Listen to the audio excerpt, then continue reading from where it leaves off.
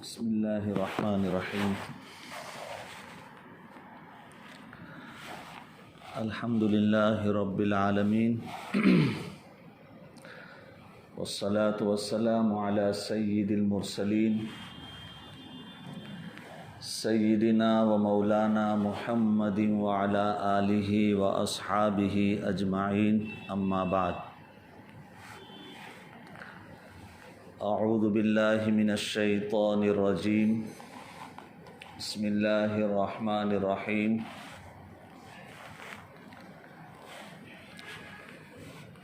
وَأَطِيعُوا اللَّهَ وَأَطِيعُوا الرَّسُولَ لَعَلَّكُمْ تُرْحَمُونَ وقال اللہ تعالی وَإِذَا قُرِئَ الْقُرْآنُ فَاسْتَمِعُوا لَهُ وَأَنصِتُوا لَعَلَّكُمْ تُرْحَمُونَ وقال اللہ تعالی لولا تستغفرون اللہ لعلکم ترحمون صدق اللہ العظیم وصدق رسولہ النبی الکریم ونحن علی ذلک لمن الشاہدین والشاکرین والحمد للہ رب العالمین۔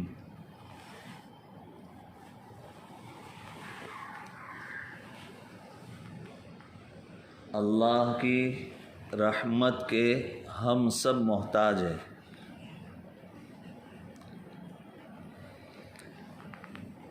اللہ کی رحمت ہم پر برستی رہے، ہمیشہ ہم اس کی دعا کرتے ہیں۔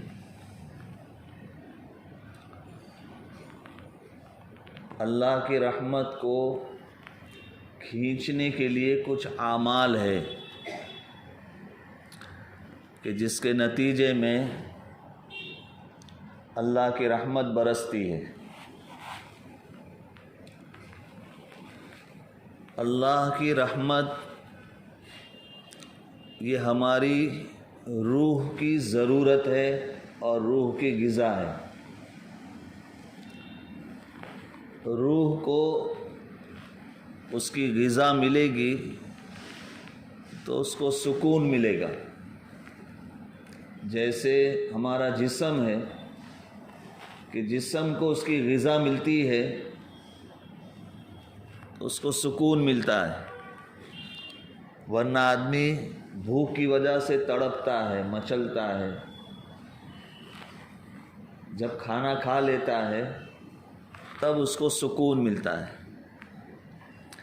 ایسے ہی روح کو جب کھانا مل جاتا ہے، غذا مل جاتی ہے تو اس کو سکون ملتا ہے۔ اب روح کی غذا اور روح کی ضرورت اللہ کی رحمت، یہ رحمت جب برستی ہے تو آدمی کو روحانی سکون حاصل ہوتا ہے۔ اس رحمت کو کھینچنے کے لیے کچھ اعمال ہے، کچھ معمولات ہے، اس کی پابندی انسان کو کرنی چاہیے۔ جس طرح انسان کا کھانے کا معمول ہوتا ہے، اپنی جسمانی ضرورت کو پورا کرنے کے لیے کھانے کا معمول ہوتا ہے۔ صبح کا ناشتہ ہے، دوپہر کا کھانا ہے، شام کی چائے ہے، رات کا کھانا ہے، یہ ایک معمول ہے۔ چھوٹے بچے کو بھی پوچھا جائے تو وہ روزانہ کا اپنا یہ معمول بیان کرے گا۔ جس طرح جسم کے لیے یہ معمول ہے، اسی طریقے سے روح کے لیے بھی معمول ہونا چاہیے، اس کے بھی معمولات ہیں۔ اگر وقت پر کھانا نہیں کھاتا یا جتنا کھانا ضروری ہے اتنا کھانا نہیں کھاتا تو انسان کا جسم بیمار ہو جاتا ہے، پریشان ہو جاتا ہے، جسمانی سکون ختم ہو جاتا ہے۔ اسی طرح روح کا معاملہ ہے کہ اگر وقت پر معمول پورا نہیں ہوا یا جتنا معمول ہونا چاہیے اتنا نہیں ہوا تو اس کی روح کا سکون ختم ہو جائے گا۔ اب آدمی پریشان ہے، ڈاکٹر کے پاس جاتا ہے، طبیب کے پاس جاتا ہے، لیکن کوئی بیماری ہی سمجھ میں نہیں آتی۔ ڈاکٹر کہتا ہے کوئی بیماری میری سمجھ میں نہیں آ رہی ہے، سارے ٹیسٹ کرانے کے بعد بھی کچھ بھی نکلتا نہیں، اس لیے کہ یہ جو سکون غارت ہوا ہے وہ مسئلہ جسم کا نہیں ہے۔ جسم کا مسئلہ ہو تو ٹیسٹ کے اندر آئے گا، طبیب کی تشخیص میں آئے گا، ڈاکٹر ایگزامن کرے گا، لیکن یہ مسئلہ جسم کا ہے ہی نہیں، روح کا مسئلہ ہے۔ اب آدمی پریشان ہوتا ہے، وہ سوچتا ہے کہ مجھے کچھ ہو گیا، کوئی عاصب ہے، کوئی جادو ہے، اور نہ جانے کیسی کیسی باتوں کے اندر وہ سوچنے لگتا ہے۔ اب اسی کے اندر وہ ایسے لوگوں سے جا کر کے ملتا ہے جس کے پاس اس کی بربادی کے ذریعے تو موجود ہے، اس کو سکون پہنچانے کے ذریعے نہیں ہے۔ ہم کہتے ہیں کسی باپو کے پاس چلے گئے، کسی باوا کے پاس چلے گئے، کسی عامل کے پاس چلے گئے، 95% سے زائد اس لائن کے لوگ صرف اور صرف پریشانیاں بانٹنے کا کام کرتے ہیں، پریشانیاں ختم کرنے کا ان کے پاس کوئی علاج نہیں ہے۔ اس موضوع پر کبھی گفتگو کریں گے کہ اس لائن میں کیا کیا خرافات اور کیا کیا بربادیاں ہیں۔ اصل میں یہ جو پریشان ہو رہا ہے کہ ڈاکٹر بھی اس کی بیماری کو تشخیص نہیں کر پایا اور سمجھ میں نہیں آ رہا ہے کہ مجھے سکون کیوں نہیں ہے، اس وقت ایک بات سمجھنے کی ہے کہ یہ جسم جو پریشان ہوا ہے یہ روح کی پریشانی کی وجہ سے،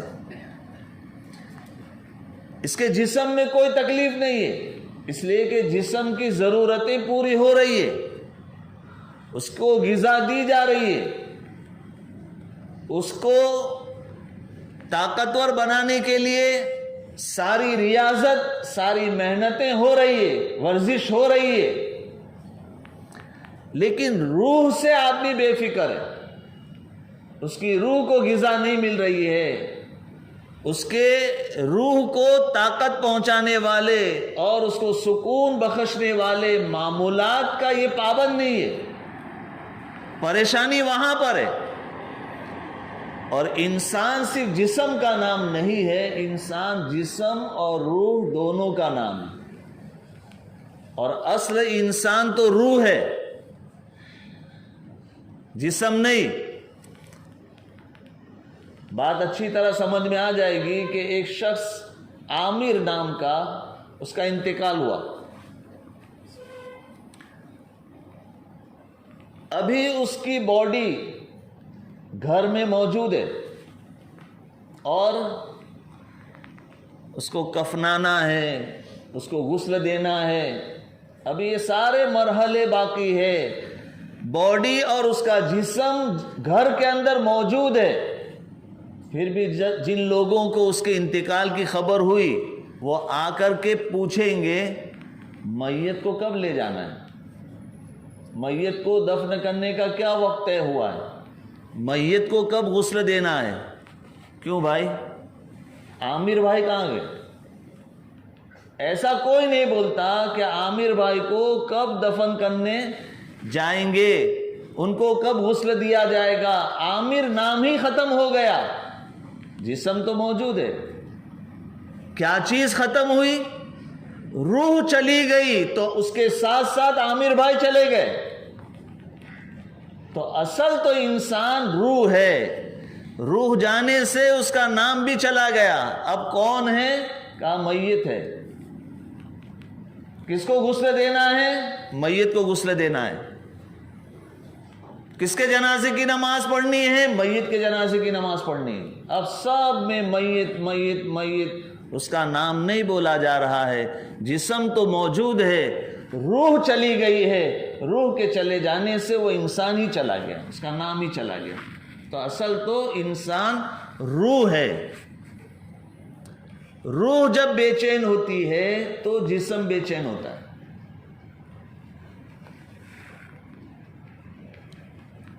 جس طرح جسم کو تندرست رکھنے کے لیے معمولات ہے، کھانے کا معمول ہے، دوا کا معمول ہے، ورزش کا معمول ہے، اسی طرح روح کو تندرست رکھنے کے لیے معمولات ہے۔ اور روح کو تندرست رکھنے کے لیے سب سے ضروری چیز اللہ کی رحمت۔ یہ رحمت جہاں سے حاصل ہوگی اس کو عمل میں لایا جائے، معمول میں لایا جائے، تو انسان کو اللہ کی رحمت پہنچے گی اور اس کی روح کو سکون ملے گا۔ خطبے میں کچھ آیتیں میں نے آپ کے سامنے تلاوت کی۔ یہ سب وہ معمولات ہیں جس کی وجہ سے اللہ کی رحمت برستی ہے، اور اس رحمت کے سائے میں انسان کو، اس کی روح کو سکون ملتا ہے۔ یہ معمولات کیا ہے؟ وَإِذَا قُرِئَ الْقُرْآنُ فَاسْتَمِعُوا لَهُ وَأَنصِتُوا لَعَلَّكُمْ تُرْحَمُونَ۔ جب قرآن پڑھا جائے تو غور سے سنو اور خاموش رہو۔ لعلکم ترحمون، تاکہ تم پر رحم کیا جائے، تم پر رحمت کی بارش ہو۔ تو روح کی غذا رحمت کو حاصل کرنے کے لیے ایک معمول جو ہم کو بنانا چاہیے وہ قرآن کی تلاوت ہے۔ اس آیت کریمہ میں تو قرآن کے سننے پر، اور قرآن جب پڑھا جا رہا ہو اس وقت خاموش رہنے پر رحمت کا انعام مل رہا ہے، تو قرآن کے پڑھنے پر، اس کی تلاوت پر رحمت کا عالم کیا ہوگا۔ اس لیے روزانہ کے ہمارے معمولات میں تلاوت قرآن کو ضرور معمول بنانا چاہیے۔ اگر قرآن کا کوئی حصہ نہیں پڑھا گیا تو روح تڑپ جائے گی، روح کو غذا نہیں ملے گی، اس لیے وہ پریشان ہو جائے گی، اور پھر اس کی پریشانی سے انسان ایسا پریشان ہوگا کہ اس کو چین نہیں ہے، اب مارا مارا پھر رہا ہے، مجھے ہو کیا گیا؟ کچھ نہیں ہوا، آپ کی روح کو غذا نہیں ملی۔ قرآن کی تلاوت یہ اللہ کی رحمت کو کھینچنے کا بہترین معمول ہے۔ ہمارا جس طریقے سے ناشتے کا معمول ہے، دوپہر کے کھانے کا معمول ہے، شام کی چائے کا معمول ہے، رات کے کھانے کا معمول ہے، سونے سے پہلے دودھ پینے کا معمول ہے، ہماری روح کی ضرورت کے لیے قرآن کی تلاوت یہ روزانہ کا معمول ہونا چاہیے۔ قرآن کو پڑھنا، قرآن کو سننا اپنے آپ میں وہ عبادت ہے جس کی وجہ سے انسان پر اللہ کی رحمت برستی ہے۔ تو پہلا معمول ہماری زندگی کا روزانہ کا، یہ نہیں کہ سال میں ایک مرتبہ رمضان میں قرآن شریف پڑھ لیا، اب قرآن کی تلاوت تو اس وقت ہوگی جب کوئی مرے گا، تب قرآن خوانی ہوگی۔ قرآن کی تلاوت کے لیے کسی کا مرنا ضروری، یہ ہے ہمارا معمول۔ روزانہ ہماری روح مر رہی ہے، تڑپ رہی ہے، اس کے لیے قرآن کی تلاوت کا کوئی سوچتا نہیں ہے۔ تو پہلے نمبر کی چیز قرآن کی تلاوت کو اپنا معمول بنائیے، روزانہ کا کوئی حصہ طے کر لیجئے کہ مجھے قرآن کا پاؤ پارا، آدھا پارا، 2 رکوع، جو اللہ توفیق دے اس کو اپنا روزانہ کا معمول بنا لے۔ اس کے بغیر سونا نہیں ہے کہ میرا معمول باقی ہے۔ جیسے آدمی بغیر کھائے سوتا نہیں، بھوکا رہوں گا تو اچھا نہیں ہے، ایسے ہی جب تک قرآن کا وہ حصہ جس کو اس نے معمول بنایا ہے اس کو پورا کر نہیں لیتا، وہاں تک سونا نہیں۔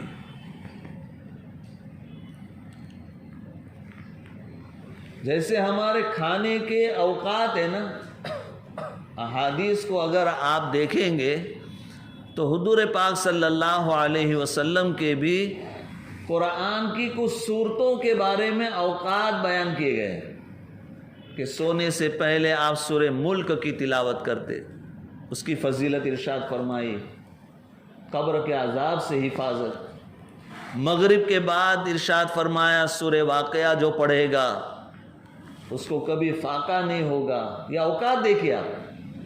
صبح کو جس نے سورہ یاسین کی تلاوت کر لی اس کا دن اچھا رہے گا۔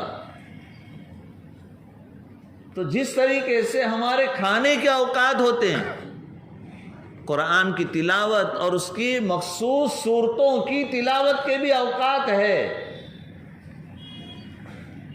تو میں عرض کر رہا تھا کہ اللہ کی رحمت ہماری ضرورت ہے، ہماری روح کی ضرورت ہے۔ اس رحمت کو حاصل کرنے کے لیے معمولات ہے، ان معمولات کی پابندی کرنا ہمارے لیے ضروری ہے، ورنہ روح کو غذا نہیں ملے گی، وہ تڑپ جائے گی، پریشان ہو جائے گی، ہمارے دل کو سکون نہیں رہے گا، ہماری دن رات پریشان ہو جائے گی۔ تو پہلی چیز جس کو اپنا معمول بنانا چاہیے وہ قرآن کی تلاوت ہے۔ دوسری آیت، دوسرا معمول، تقوی والی زندگی، گناہ سے بچ کر زندگی گزارنا۔ زندگی کا ہر قدم اس طرح اٹھے کہ ہم سے کوئی جرم نہ ہو جائے، کوئی گناہ نہ ہو جائے، اللہ کی کوئی نافرمانی نہ ہو، اس طرح زندگی گزارنے کا نام تقوی ہے۔ صحابہ کرام رضوان اللہ علیہم اجمعین تقوی والی زندگی گزارتے تھے۔ تقوی کو انہوں نے اس طرح سمجھایا کہ کبھی ایسے راستے پر آپ چلے ہیں جس کے ہر 2 طرف کانٹے ہو، آدمی ایسے راستے پر چلتے ہوئے اپنا جسم بچا بچا کر چلتا ہے، اپنے کپڑوں کو بچا بچا کر چلتا ہے کہ میرا کپڑا کانٹوں میں الجھ نہ جائے، میرے جسم کو کوئی کانٹا لگ نہ جائے، چبھ نہ جائے، اس طرح بچ بچ کر ہر قدم اٹھاتا ہے۔ زندگی کا ہر قدم اس طرح اٹھانا کہ اللہ کی کوئی نافرمانی نہ ہو جائے، رسول اللہ صلی اللہ علیہ وسلم کی کوئی سنت نہ چھوٹ جائے، اس کا نام تقوی ہے۔ تقوی والی زندگی سے اللہ کی رحمت برستی ہے اور انسان کی روح کو سکون ملتا ہے۔ دلیل کیا ہے؟ قرآن کی آیت ہے وَاتَّقُوا اللَّهَ لَعَلَّكُمْ تُرْحَمُونَ، وَاتَّقُوا اللَّهَ لَعَلَّكُمْ تُرْحَمُونَ، تقوی اختیار کرو تاکہ تم پر رحم کیا جائے۔ تو اللہ کی رحمت کو حاصل کرنے کا دوسرا معمول ہے تقوی والی زندگی۔ ہر قدم ہمارا اس طرح احتیاط کے ساتھ اٹھانا کہ اللہ کی نافرمانی نہ ہو جائے، کوئی گناہ نہ ہو جائے، اس کا نام تقویٰ ہے۔ اگر اللہ کی نافرمانی ہوئی، کوئی گناہ ہوا، تو یہ گناہ خود اپنے آپ میں ایک تکلیف ہے، ایک بیماری ہے، ایک روگ ہے جو دل کا سکون، روح کا سکون ختم کرتا ہے۔ گنہگار ہمیشہ بے چین رہتا ہے، گنہگار ہمیشہ بے چین رہتا ہے۔ گناہ اپنے آپ میں ایک بے چینی ہے۔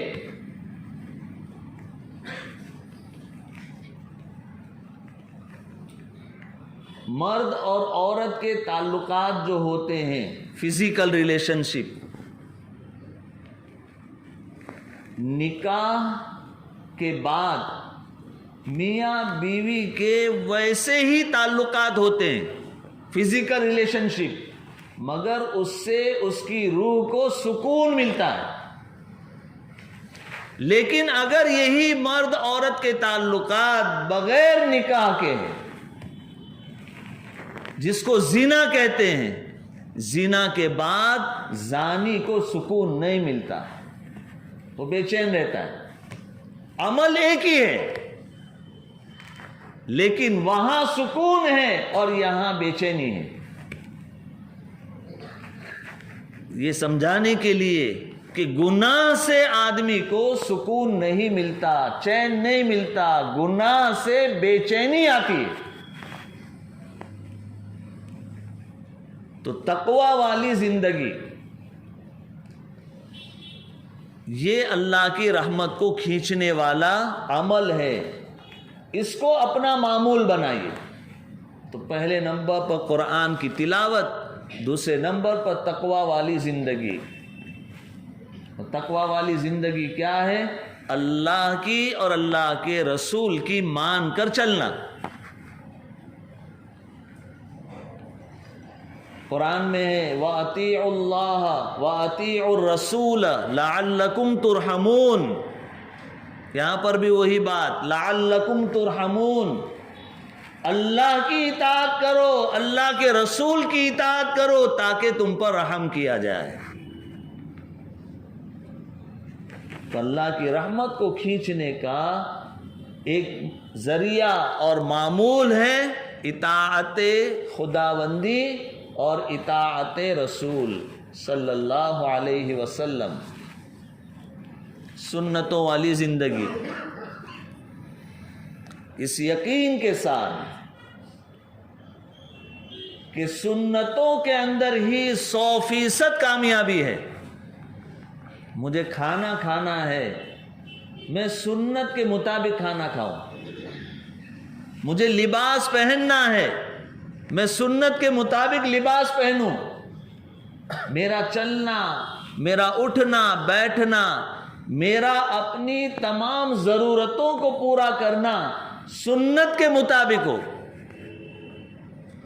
سنت کی وجہ سے روح کو سکون پہنچے گا۔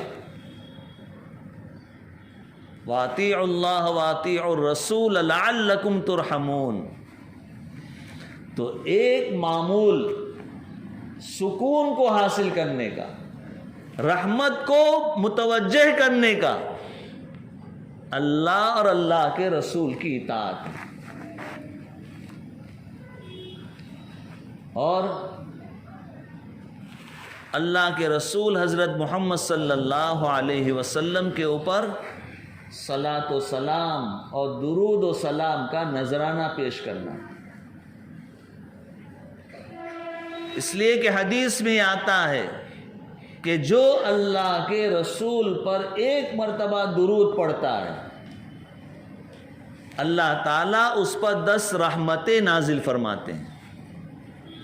تو اللہ کی رحمت کو متوجہ کرنے کا ایک معمول ہے درود شریف کی کثرت، اس یقین کے ساتھ کہ جب میں درود شریف پڑھ رہا ہوں مجھ پر اللہ کی رحمت برس رہی ہے۔ یہ روح کی غذا ہے، روح کی ضرورت ہے۔ روح کے سکون کا سامان ہے. ایک مرتبہ درود پڑھنے پر 10 مرتبہ اللہ رحمت نازل فرماتے ہیں. اسی لیے اولیاء کرام بزرگان اعظام کا یہ معمول ہے کہ روزانہ کم سے کم 100 مرتبہ صبح میں اور 100 مرتبہ شام صلاۃ و سلام اور درود شریف پڑھنا چاہیے. اس کو معمول بنانا چاہیے. اس کی وجہ سے بھی اللہ کی رحمت برستی ہے. آج پورا بیان اللہ کی رحمت کو اپنی طرف متوجہ کرنے کے معمولات پر ہے. تو پہلا بتلایا قرآن کی تلاوت، دوسرا بتلایا تقوی، اللہ اور اس کے رسول صلی اللہ علیہ وسلم کی اطاعت، اللہ کے رسول حضرت محمد صلی اللہ علیہ وسلم کے اوپر صلاۃ و سلام اور درود شریف. ان الفاظ میں جو الفاظ اللہ کے رسول صلی اللہ علیہ وسلم نے خود سکھلائے ہیں. صلاۃ و سلام کے الفاظ احادیث میں متعدد آئے ہیں، اللہ کے رسول نے خود تعلیم دی ہے. ایک صلاۃ و سلام ہم پڑھتے ہیں قاعدے میں، التحیات کے اندر پڑھتے ہیں السلام علیک ایھا النبی ورحمۃ اللہ وبرکاتہ، یہ سلام. اور پھر درود ابراہیمی پڑھتے ہیں اللہم صلی علی محمد وعلی آل محمد، یہ صلاۃ. تو صلاۃ و سلام کے الفاظ احادیث کے اندر جو آئے ہیں، جو اللہ کے رسول صلی اللہ علیہ وسلم نے سکھلائے، ان الفاظ کے ساتھ میں صلاۃ و سلام پڑھنا، یہ اللہ کی رحمت کو کھینچنے والا ہے، اللہ کی رحمت کو متوجہ کرنے والا ہے اور روح کو سکون پہنچانے والا ہے. اور دوسری چیز جو اللہ کی رحمت کو کھینچنے والی ہے وہ استغفار ہے. اپنے گناہوں کی معافی اللہ سے مانگنا. استغفار کی وجہ سے بھی اللہ کی رحمت برستی ہے. قرآن کریم کی آیت میں نے خطبے میں پڑھی تھی، لولا تستغفرون اللہ لعلکم ترحمون. تو استغفار کیوں نہیں کرتے کہ اللہ کی رحمت برسے؟ تو اللہ کی رحمت کو متوجہ کرنے کا ایک ذریعہ استغفار ہے. اسی لیے اولیاء کرام کے معمولات میں روزانہ کم سے کم 100 مرتبہ صبح میں اور 100 مرتبہ شام کو استغفار پڑھنا. استغفار پڑھتے ہوئے اپنے گناہوں پر ندامت بھی ہو، افسوس ہو، شرمندگی ہو، اور استغفار پڑھے. یہ استغفار کے بہت سارے الفاظ احادیث میں آئے ہیں. کوئی بندہ صرف پڑھتا استغفر اللہ استغفر اللہ، استغفار ہے. استغفار استغفر اللہ ربی من کل ذنب واتوب الیہ. استغفار کی قرآن میں بھی الفاظ ہے، ربنا اغفر لنا ذنوبنا واسرافنا فی امرنا وثبت اقدامنا وانصرنا علی القوم الکافرین. ربنا اغفر لنا ولاخواننا الذین سبقونا بالایمان ولا تجعل فی قلوبنا غلا للذین آمنوا ربنا انک رؤوف رحیم. تو استغفار کے متعدد الفاظ ہیں قرآن اور حدیث میں. ان الفاظ کے ساتھ میں جو بھی آپ کے لیے آسان ہو استغفار پڑھیں، لیکن استغفار پڑھتے ہوئے دل میں احساس ندامت بھی ہو، اپنے گناہوں پر ندامت ہو. ایسا نہیں کہ بس زبان پر استغفر اللہ استغفر اللہ استغفر اللہ اور دل میں گناہوں کے خیالات مچل رہے ہیں، نظر اور نگاہ زنا کر رہی ہو، قدم گناہ کی طرف چل رہے ہوں. ایسا نہیں. حضرت رابعہ بصریہ رحمت اللہ علیہا ایک بات ارشاد فرماتی تھی، استغفارنا یحتاج الی الاستغفار، کہ ہمارا استغفار بھی استغفار کا محتاج ہے. ایسا نہیں. استغفار ہو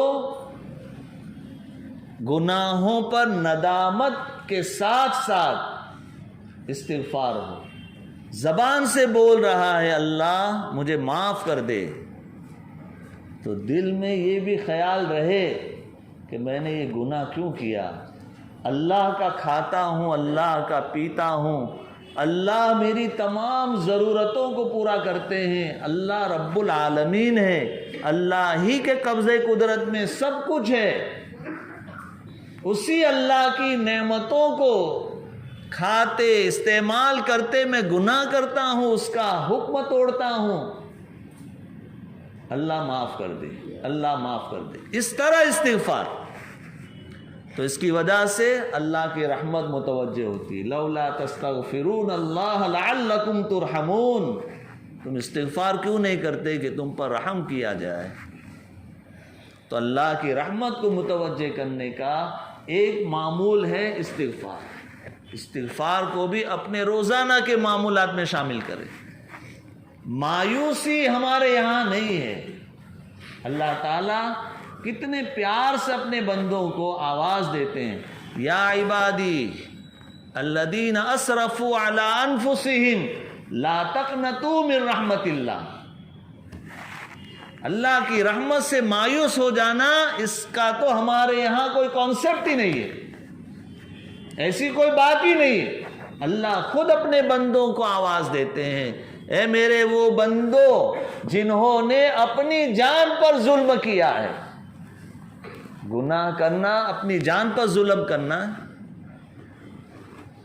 یا عبادی الذین اسرفوا علی انفسہم، میرے وہ بندے جنہوں نے اپنی جانوں پر ظلم کیا ہے، لا تقنطوا من رحمت اللہ، اللہ کی رحمت سے مایوس مت ہو جاؤ، مایوس مت ہو جاؤ، اللہ کی رحمت برسے گی، اللہ کی رحمت تمہارے اوپر آئے گی، مایوس مت ہو جاؤ، اس رحمت کو آواز دو، اس رحمت کو پکارو، اس رحمت کو مانگو، وہ اعمال کرو، وہ معمولات میں لگو جس سے اللہ کی رحمت برستی ہے۔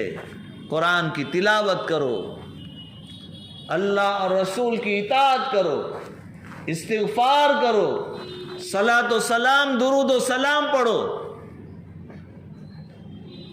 گناہوں سے بچ بچ کر اپنی زندگی گزارو، تقویٰ کے ساتھ زندگی گزارو۔